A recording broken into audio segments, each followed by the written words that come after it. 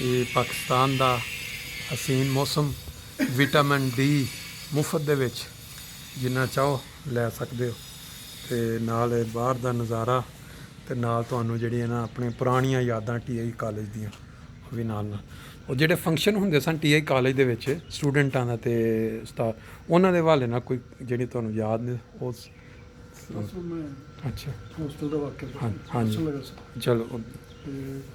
College ਦੇ ਵਿੱਚ ਸਾਡੇ ਹੋਸਟਲ 'ਚ ਐਨੂਅਲ ਫੰਕਸ਼ਨ ਹੁੰਦਾ ਸੀ, ਜਿਹਦੇ 'ਚ ਸਟਾਫ ਔਰ ਸਟੂਡੈਂਟਸ ਔਰ ਕੁਝ ਚੰਦ ਇੱਕ ਮਹਿਮਾਨ ਵੀ ਬੁਲਾ ਲਏ ਜਾਂਦੇ ਸੀ ਸ਼ਹਿਰ ਤੋਂ। ਉਹ ਰਾਤ ਦੇ ਵਕਤ ਹੁੰਦਾ ਸੀ, ਮਗਰਬ ਦੇ ਬਾਅਦ, ਅਤੇ ਉਹਦੇ ਵਿੱਚ ਇੱਕ ਪ੍ਰੋਗਰਾਮ ਮਜ਼ਾਈਆ ਵੀ ਹੁੰਦਾ ਸੀ। ਅੱਛਾ, ਜਿਹਦੇ ਵਿੱਚ ਲੜਕੇ ਮਜ਼ਾਈਆ ਪ੍ਰੋਗਰਾਮ ਪੇਸ਼ ਕਰਦੇ ਸੀ। ਇੱਕ ਸਾਲ ਇਸ ਪ੍ਰੋਗਰਾਮ ਮਜ਼ਾਈਆ ਦੇ ਵਿੱਚ ਹੋਸਟਲ ਦੇ ਵਿੱਚ ਸਟਾਫ ਬੈਠਾ ਸੀ ਅਸਲ ਕੁਰਸੀਆਂ ਦੇ ਉੱਤੇ, ਤੇ ਸਾਹਮਣੇ ਸਟੂਡੈਂਟਸ ਨੇ ਸਾਰੇ। ਸਟੂਡੈਂਟਸ ਜਿਹੜੇ ਸੀ ਦੋ, ਉਹ ਖੜੇ ਹੋ ਕੇ ਤੇ ਸਟਾਫ ਦਾ ਮਜ਼ਾਈਆ ਰੰਗ ਵਿੱਚ ਤਾਰਫ ਕਰਵਾਉਂਦੇ ਜਾਂਦੇ ਸਨ। ਇੱਕ ਸਟਾਫ ਮੈਂਬਰ ਦਾ, ਸਟਾਫ ਦਾ।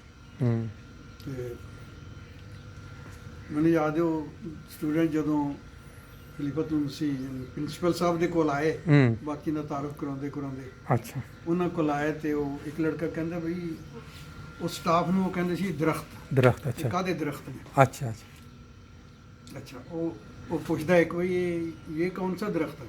ਅੱਛਾ, ਪ੍ਰਿੰਸੀਪਲ ਸਾਹਿਬ ਦਾ ਰੰਗ ਚੁੱਕ ਬੜਾ ਸਫੈਦ ਸੀ। ਅੱਛਾ, ਉਹ ਕਹਿੰਦਾ ਇਹ ਰੈੱਡ ਬਲੱਡ ਮਾਲਟੇ ਦਾ ਪੌਦਾ ਹੈ। ਰੈੱਡ ਬਲੱਡ ਮਾਲਟਾ ਦਾ ਪੌਦਾ। ਅੱਛਾ, ਉਹਨਾਂ ਦੇ ਰੰਗ। ਇੱਕ ਹੋਰ ਸਾਡੇ ਉਸਤਾਦ ਸਨ, ਉਹ ਪ੍ਰੋਫੈਸਰ ਹਬੀਬੁੱਲਾ ਖਾਨ ਸਨ। ਉਹ ਕੈਮਿਸਟਰੀ ਦੇ ਪ੍ਰੋਫੈਸਰ ਸਨ, ਤੇ ਨਾਲ ਹੀ ਉਹ ਇੰਚਾਰਜ ਐਗਜ਼ਾਮੀਨੇਸ਼ਨ ਦੇ ਇੰਚਾਰਜ ਵੀ ਸਨ। ਅੱਛਾ, ਉਹ ਇਮਤਿਹਾਨਾਤ ਦਾ ਕਿਉਂਕਿ ਉਹ ਇੰਤਜ਼ਾਮ ਕਰਦੇ ਸੀ, ਰਿਜ਼ਲਟ ਵਗੈਰਾ ਵੀ ਉਹਨੇ ਲਗਾਉਣਾ ਸਾਰਾ।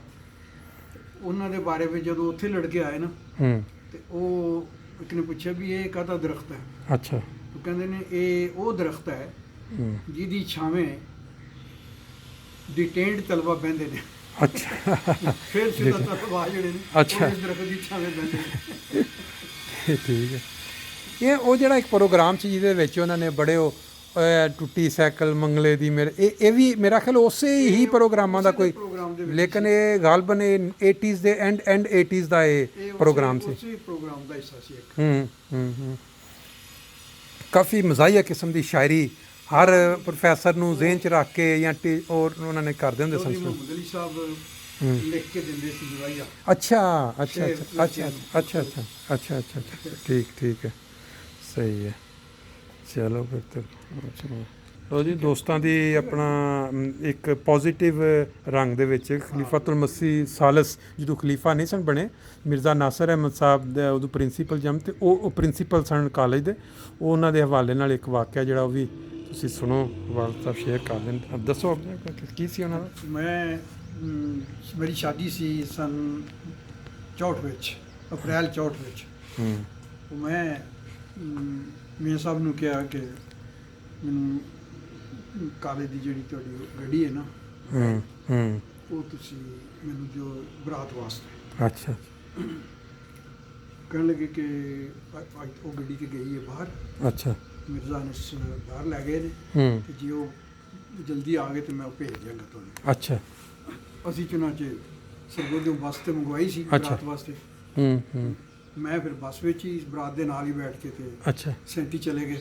ਅੱਛਾ, ਤੇ ਉੱਥੇ ਪਹੁੰਚੇ, ਥੋੜੀ ਦੇਰ ਬਾਅਦ ਮਿਰਜ਼ਾ ਅਨਸ ਸਾਹਿਬ ਵੀ ਗੱਡੀ ਲੈ ਕੇ 37 ਆ ਗਏ ਖੁਦ ਹੀ। ਮਿਰਜ਼ਾ ਅੱਛਾ, ਸਭ ਨੇ ਉਹਨਾਂ ਨੂੰ ਭਿਜਵਾਤਾ ਨਾ ਕਿ ਅਸਲ ਨੂੰ ਗੱਡੀ ਚਾਹੀਦੀ ਸੀ। ਅੱਛਾ, ਕਿਉਂਕਿ ਦੁਲਹਨ ਨੇ ਆਉਣਾ ਤੇ ਉਹਦੇ ਵਾਸਤੇ ਗੱਡੀ ਦੀ ਜ਼ਰੂਰਤ। ਕਿਹੜੇ ਸੰਨ ਦੀ ਗੱਲ ਹੈ? ਇਹ 64 ਦੀ ਗੱਲ। 64 ਦੀ। ਅੱਛਾ, 64 ਦੀ। ਠੀਕ। ਅਪ੍ਰੈਲ 64। ਅੱਛਾ, ਉਹ ਅਸੀਂ ਉੱਥੇ ਸਾਂ ਤੇ ਅਚਾਨਕ ਮਿਰਜ਼ਾ ਅਨਸ ਸਾਹਿਬ ਉਹ ਗੱਡੀ ਲਈ ਤੇ ਉੱਥੇ ਪਹੁੰਚ ਗਏ। ਅੱਛਾ, ਉਹਨੂੰ ਤਾਂ ਇਤਰਾਮ ਬਹੁਤ ਸੀ, ਉਹ ਖਾਨਦਾਨ ਦੇ ਫਰਜ਼ ਸਨ। ਜਦੋਂ ਵਾਪਸੀ ਜਾਣ ਲੱਗੇ, ਬਰਾਤ ਸਾਰੇ ਅਸੀਂ ਫਾਰਗ ਹੋ ਗਏ ਫੰਕਸ਼ਨ ਤੋਂ, ਤੇ ਵਾਪਸ ਜਾਣ ਲੱਗੇ, ਤੇ ਉਹ ਮਿਰਜ਼ਾ ਅਨਸ ਸਾਹਿਬ ਜਿਹੜੇ ਨੇ ਉਹ ਉਤਰ ਕੇ ਨਾ ਗੱਡੀ 'ਚ ਉਹ ਬੱਸ ਵਿੱਚ ਬਹਿਣ ਲੱਗੇ। ਅੱਛਾ ਮੈਨੂੰ ਇਹ ਚੀਜ਼ ਬੜੀ ਮਾਯੂਬ ਲੱਗੀ ਅੱਛਾ ਅੱਛਾ ਕਿ ਮਿਰਜ਼ਾ ਅਲੀ ਸਾਹਿਬ ਦੇ ਖਲੀਫਾ ਸਾਨੀ ਦੇ ਪੋਤੇ ਨੇ, ਹੂੰ ਪ੍ਰਿੰਸੀਪਲ ਸਾਹਿਬ ਦੇ ਬੇਟੇ ਨੇ, ਹੂੰ ਇਹ ਬੱਸ ਵਿੱਚ ਜਾਣ ਤੇ ਅਸੀਂ ਅੱਛਾ। ਗੱਡੀ ਦੀ ਕਾਰ ਤੇ ਜਾਈਏ, ਮੈਨੂੰ ਕੁਝ ਅੱਛਾ ਨਾ ਲੱਗਿਆ। ਅੱਛਾ ਮੈਂ ਉਹਨਾਂ ਨੂੰ ਕਿਹਾ ਕਿ ਮੀਆਂ ਸਾਹਿਬ ਨਹੀਂ, ਤੁਸੀਂ ਗੱਡੀ 'ਚ ਬੈਠੋ, ਅੱਛਾ ਅਸੀਂ ਕਾਰ 'ਚ ਬਹਿ ਜਾएंगे दोनों, बस 'ਚ ਬਹਿ ਜਾएंगे। अच्छा कहने लगे नहीं नहीं, ये तो भेजी आपके लिए है। अच्छा तो मैं कैसे इसमें बैठ सकता हूँ? अच्छा ड्राइवर ਸੀ ਨਾਲ ਕੋਈ ਜਾਂ ਖੁਦ ਡਰਾਈਵ नहीं, ਕਰਕੇ? खुद ड्राइव करके आए थे। ਤੇ ਫਿਰ ਉਹ ਗੁੱਡ ਡਰਾਈਵਰ ਦਾ ਇੰਤਜ਼ਾਮ ਕਰਨਾ ਸੀ ਲੈਦਾ ਜੇ ਅਗਰ ਉਹ ਬੱਸ 'ਚ ਬੈਠਦੇ ਜਾਂ ਉਹਦਾ मेरा गालबन एक ड्राइवर नाल सी। ਡਰਾਈਵਰ ਹੋਣਾ ਕਿਉਂਕਿ ਅਗਰ ਉਹ ਬੈਠ ਰਹੇ ਸਨ ਤਾਂ ਫਿਰ ਡਰਾਈਵਰ ਦੇ ਇੱਕ driver ਸੀ ਨਾਲ। ਹਾਂਜੀ ਹਾਂਜੀ ਹਾਂਜੀ ਠੀਕ ਹੈ ਤੇ ਉਹ ਚੁਣਾ ਕੇ ਉਹ ਬੱਸ ਵਿੱਚ ਬਹਿ ਗਏ ਅੱਛਾ ਤੇ ਮੈਨੂੰ ਉਹਨਾਂ ਨੇ ਇਸਰਾਰ ਕਰਕੇ ਤੇ ਉਹ ਗੱਡੀ 'ਚ ਬਿਠਾਇਆ। ਕੋਈ ਨਹੀਂ, ਤੁਸੀਂ ਉਹਨੂੰ ਪਿੱਛੋਂ ਹੁਕਮ ਹੈ ਕਿ ਉਹਨਾਂ ਨੂੰ ਗੱਡੀ ਦੇਣੀ ਜਾਓ। ਅੱਛਾ ਤੁਸੀਂ ਹੂੰ। ਗੱਡੀ 'ਚ ਜਾਓਗੇ ਤੇ ਮੈਂ ਬੱਸ ਵਿੱਚ ਜਾਵਾਂਗਾ। ਠੀਕ ਹੈ ਉਹਨਾਂ ਕਿ ਉਹ ਬੱਸ 'ਚ ਬਹਿ ਗਏ ਤੇ ਸਾਨੂੰ ਉਹਨਾਂ ਨੇ ਕਿਹਾ ਕਿ ਬੈਠੋ ਵਿੱਚ, ਪਹਿਲੇ ਸਾਨੂੰ ਬਿਠਾਇਆ ਗੱਡੀ 'ਚ, ਅੱਛਾ ਫਿਰ ਆਪਣੀ ਬੱਸ 'ਚ ਬੈਠੇ। ਠੀਕ ਹੈ ਉਹਨਾਂ ਕਿ ਉਹ ਫਿਰ ਜਦੋਂ ਚੱਲਣ ਲੱਗੇ ਹਾਂ ਤੇ ਉਹ ਕਹਿਣ ਲੱਗੇ ਕਿ ਜੀ ਗੱਡੀ ਚਲਾਓ, ਕਾਰ ਜਿਹੜੀ ਹੈ ਹਾਂ ਚਲਾਓ, ਅੱਗੇ ਲੱਗੋ। ਅੱਛਾ ਮੈਂ ਕਿਹਾ ਨਹੀਂ, ਮੈਂ ਅੱਗੇ ਨਹੀਂ ਕਾਰ ਕਰਨੀ, ਮੈਂ ਪਿੱਛੇ ਚਲੋ, ਬੱਸ ਵਿੱਚ ਮੀਆਂ ਸਾਹਿਬ ਬੈਠੇ ਨੇ ਹਾਂ ਤੇ ਬੱਸ ਅੱਗੇ ਲਾਓ ਤੇ ਅਸੀਂ ਪਿੱਛੇ ਆਵਾਂਗੇ। ਅੱਛਾ ਉਹ ਕਹਿਣ ਲੱਗੇ ਇਹ ਹੋ ਹੀ ਨਹੀਂ ਸਕਦਾ ਅੱਛਾ ਕਿ ਗੱਡੀ ਜਿਹੜੀ ਉਹ ਅੱਗੇ ਜਾਏ, ਬੱਸ ਤੇ ਕਾਰ ਪਿੱਛੇ ਜਾਏ, ਇਹ ਹਾਂ, ਨਹੀਂ ਹਾਂ, ਹੋ ਸਕਦਾ। ਹਾਂ। ਮੀਆਂ ਸਾਹਿਬ ਨੇ ਕਿਹਾ ਕਿ ਨਹੀਂ ਨਹੀਂ ਬਿਲकुल ਨਹੀਂ, गाड़ी आगे लगाए। ਅੱਛਾ तो बार- गाड़ी अगे लगी तो ਅਸੀਂ ਫਿਰ ਅੱਛਾ ਛਤਾਲੀ ਅੱਡੇ ਦੇ ਰਸਤੇ ਫਿਰ ਹੂੰ, ਬੱਸ ਹੂੰ। ਤੇ ਠੀਕ ਹੈ ਆਪਾਂ ਪਹੁੰਚੇ। ਠੀਕ ਹੈ ਠੀਕ ਹੈ